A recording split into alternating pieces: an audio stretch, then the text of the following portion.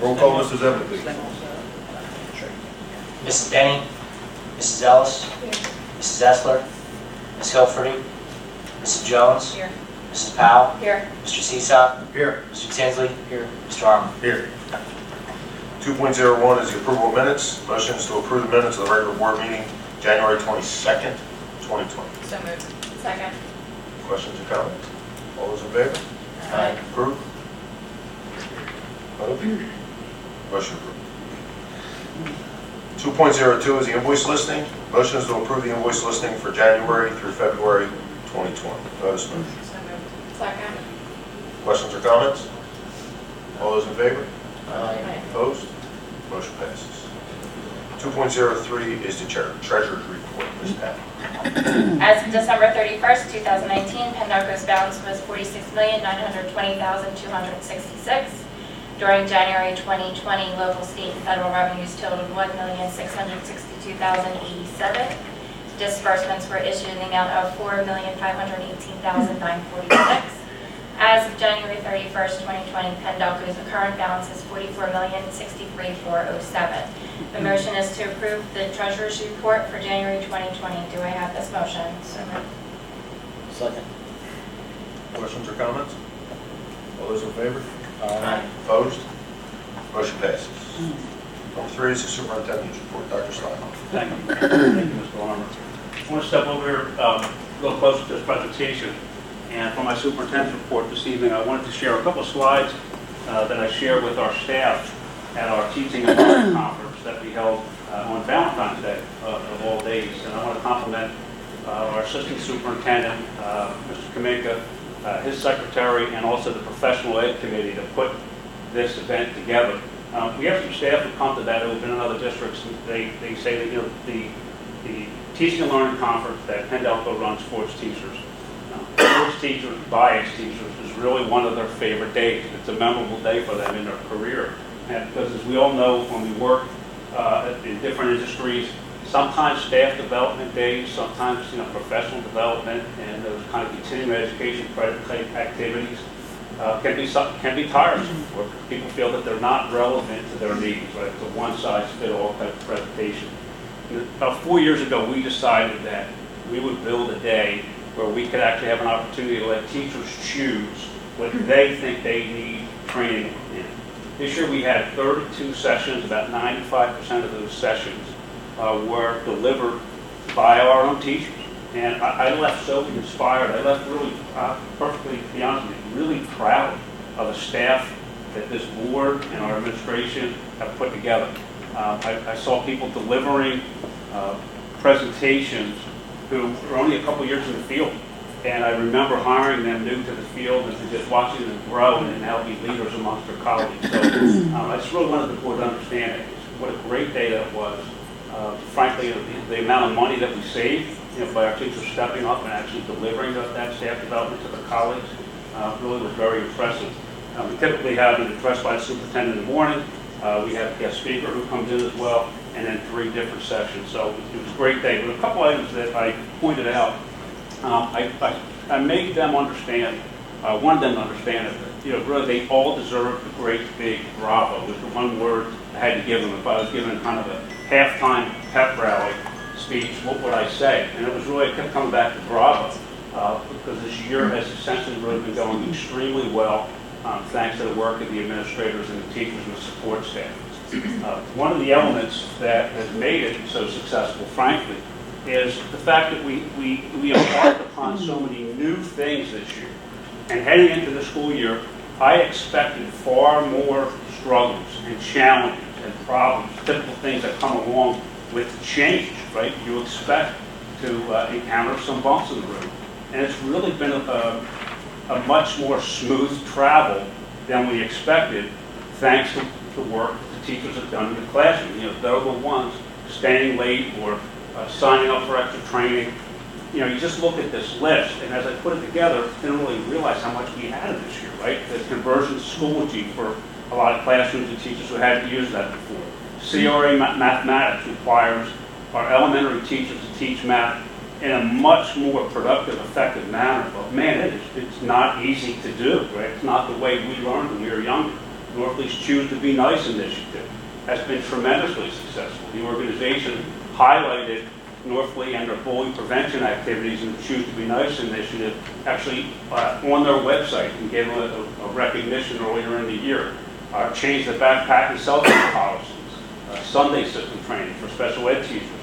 Parks out of new construction, right? We kind of forget about that. That staff, had to do so much right at the end of the year to get ready, and we had a, great opening at Parkside. The work that we're doing with our safety and threat assessment team. We have other districts coming now to hear from Pendelco. How do you handle threats and safety concerns that kids are safe to be in buildings? Our new master schedule at North, updated IEP expectations, the before, has really kind of raised the level of expectations in the creation of the IEPs, and that requires some change as well. So I really wanted to compliment our staff for a lot of the things that they've done. When I look at this list, it makes me realize it's kind of stayed course. We can't really put a lot of new things onto our staff heading into next year. Just let it marinate, just let it continue well. I also mentioned that, when we look at our mission, this is kind of pretty much our game plan, and it is paying off this year. Our mission is to enable all students achieve, succeed, and excel, achieve at least a year of academic growth, succeed at mastering ready for life skills, and ideally excel in the pursuit of an area of talent or interest. We want every student at some point in time to be able to kind of identify what's their area of interest, what is their talent, what makes them unique, what would they like to be better at. And we want to help them explore those things, whether it's arts, athletics, academics, what is it? We hope during your 12 years here, 13 years here, that will help you identify that. Interestingly enough, we've talked about this mission, and I just realized when I put it on the slide, it addresses those new 3 R's that we hear about: rigor, relevance, and relationships. And I'm not sure that was ever our intention, but there it is right in Pendelco's mission. When we look at how the district's doing over the last 2 months, our school board has heard from secondary principals 2 months ago, and then last month our elementary principals came out to kind of give the good news about our academic data and the direction that we're heading. There's 2 elements to this, right? We have to consider and celebrate our academic achievement, but also those things that really count so much but can't necessarily be measured on a state test score, which is ready for life skills. How have we done on that? Well, on the first piece, right, let's talk about the academic piece, the school performance profile scores.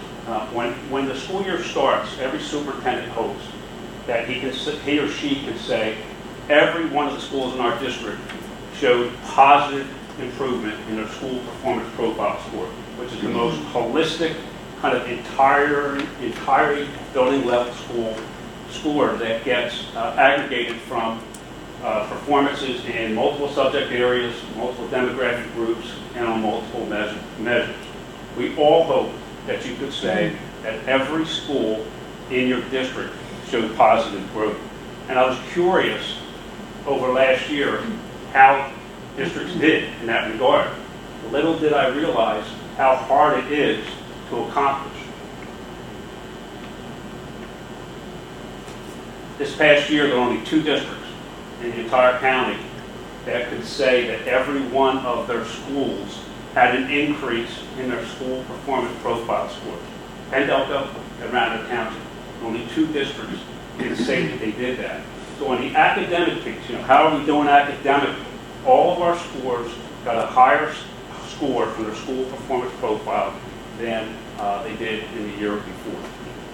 More importantly, though, how are we doing again on the portrait of a graduate? On these 5 C's, right? These are the things, again, you can't measure. But one way you can measure them, though, is by seeing what's happening, right? Pictures don't lie. And when you look at our social media accounts, our teacher classroom accounts, the school social media accounts, and you see what's happening in the buildings, these aren't kind of just made up, right? Smiles are for real. Activities are for real. And we made a commitment that we're going to promote the 5 C's in this district, and the first being character. We're going to do our job to try to promote character. We know that that's primarily the job of the family, but we can set up activities to promote character. We can set up activities to help kids understand that getting to school on time is a sign of having good character.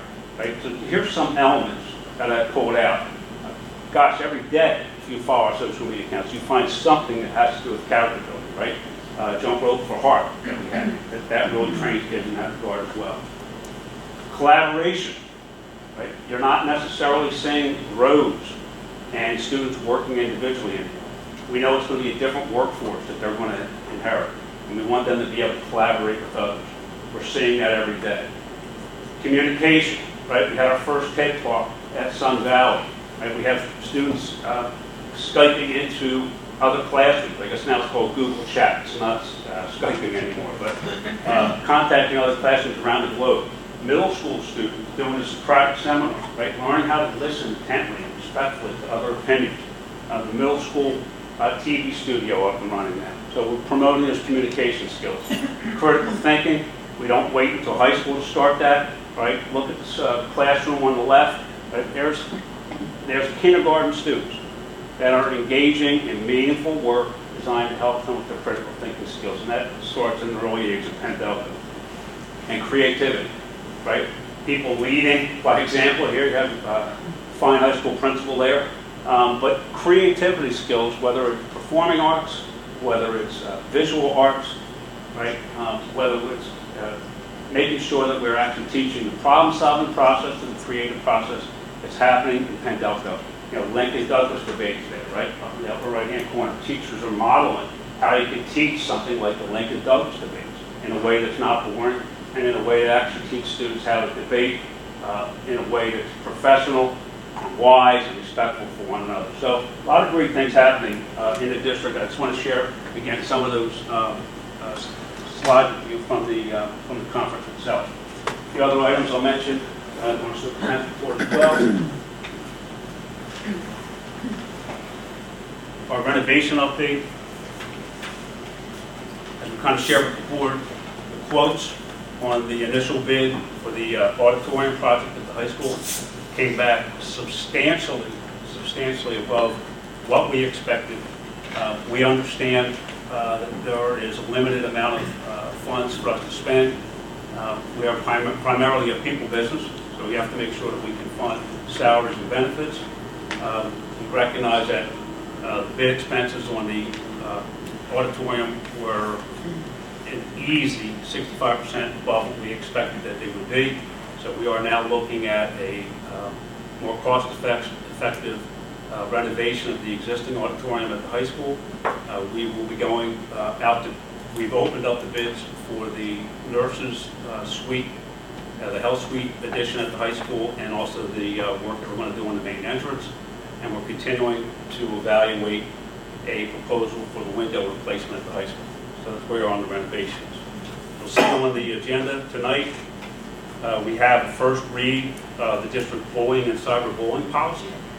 School districts are required to give this a review once every 3 years. We are doing that, so we've been working with Amy Bell and Mr. Kamika, several of the committees and administrators to make sure that our bullying prevention policy is comprehensive, that it's up to date.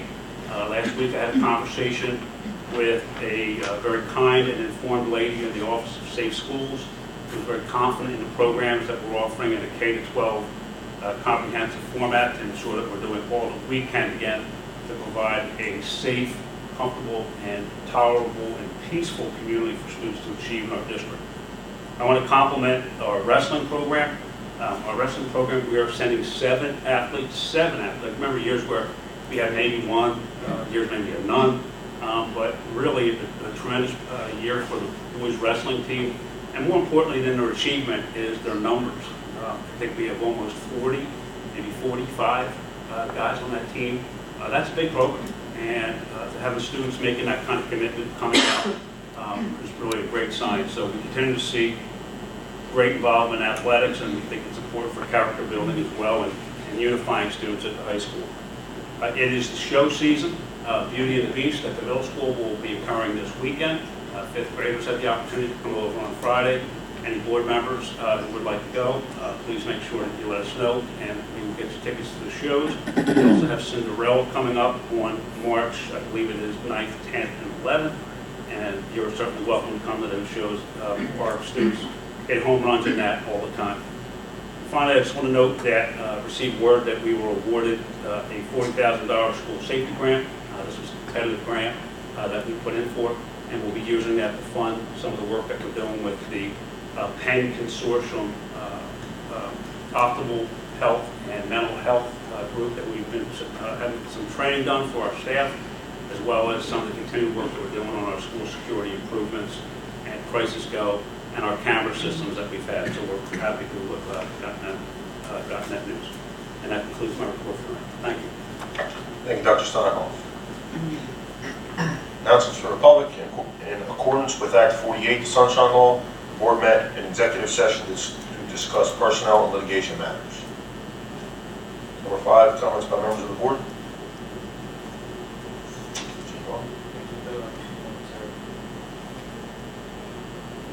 Oh, budget transfer? Budget transfer. Okay.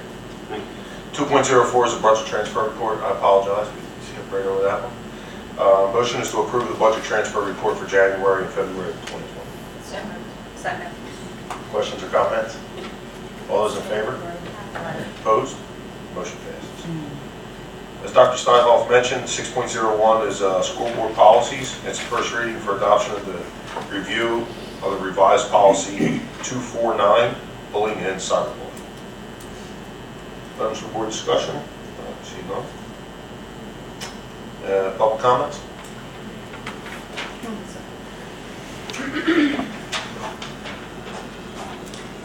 Good evening. Hello. Hi. How are you? Thank you for allowing me to take some time to just address a concern that I'm having as a mother of a freshman honor student. Educators today are working in an era of accountability. It is a well-known fact that educators across the United States are expecting students to graduate from high school and be ready to enter college or start a career and have a world-class 21st century knowledge and skills. Subsequently, in an era of high-stakes testing and accountability, it is also imperative that teachers perform as well as their students. And therefore, teachers must find a way to engage students in the curriculum in order to help them achieve academic rigor. Highly effective teachers challenge their students. Good teachers not only expect high expectations from them, but also challenge them, providing instruction and developing a higher order of thinking skills. My son Vincent, right here, has been in honors classes since we relocated from Lower Merion School District to Pendelco School District during his middle school years. And he's had very little homework in middle school. And now in 9th grade, he has literally had no homework at all. We are in February.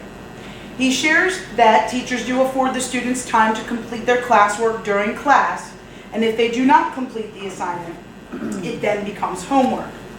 First, this is not maximizing instructional time for each student. And secondly, homework must be meaningful and relevant to their content and the real world. Our goal as parents, and certainly for Vincent's goal, is to be prepared for post-secondary education. Simply graduating and entering college is the easy part. However, making sure one's freshman year of college is successful without dropping out, because the rigor is so extreme, and that is the most difficult part. As a note, in September I did reach out to Mr. Sassy regarding my concern, and he did a wonderful job in immediately sending an email to all of Vincent's teachers to address my concern. Many did reply directly to me to ensure that homework would be assigned later in the year. However, to date, Vincent still has no homework during the week. I wanted to take the time to express my concern for you to give it some thought of how we as a team, and I, also being the PTL co-president, I am vested in the school and in the district in making this better for our students. I think rigor is a real important aspect, so when they do get to college, they are prepared for the work that is going to be coming ahead. I know Vincent just wanted to say a few little things, so I just wanted him to introduce himself to you. As you said, I'm Vincent, and I wanted to start off by saying that, as previously stated, I have no homework really ever, and I want rigor, and I want to major in medicine. When I go to college, I want to go to a prestigious college and do that, but if I don't have the rigor now, how will I be able to kind of deal with it later on in college? And if you look at the statistics, a lot of freshmen in college are dropping out because they're not used to the rigor, and a lot of people are struggling. And I did a little research on the school. I thought, hey, why not do it? And according to U.S. News and World Report, that the graduation, the college readiness out of 100 is 26.3% readiness for college. And I mean, I thought that was interesting because, you know, depending on what you major in college, the number can go up or go down, but I thought dealing with medicine and going to a prestigious college like that, that number could easily be lower due to the fact that there's so much work that is involved with going to college and right off the bat you're studying, you're doing work, and I want that college readiness to be able to say, look, I did a lot of this work and I did great, and I'm ready to take on whatever challenge that lies ahead for me in college. So those are just my main concerns. Thank you. Thank you, and I hope you consider what we said. Thank you. Thank you, Mrs. Rule, and thank you, Benson, for comments and the information.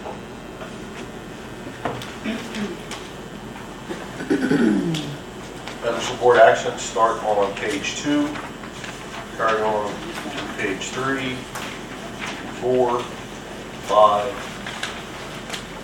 6, and at the bottom of page 6. This references the PENDOCA budget 2019-2020, Act 93 plan, PDEA agreement, PDESPA agreement, PDSSPA agreement, and the PA School Code section 1108B. It is administrative recommendation to approve all personnel items as presented. Do I have this motion? Second. Questions or comments? All those in favor? Aye. Opposed? Motion passes. Tonight, the board will utilize the consent agenda for item agenda 9.03 through 9.13. If any board member wishes to have something pulled and voted on individually, please say so. Please note that preparation and solicitation of bids are subject to review and approval of our solicitor. So I need a motion to approve 9.03 through 9.13. So moved. Second. Questions or comments? All those in favor? Aye. Opposed? Motion passes. Any other comments by members of the public? Comments by members of the board? Seeing none. So,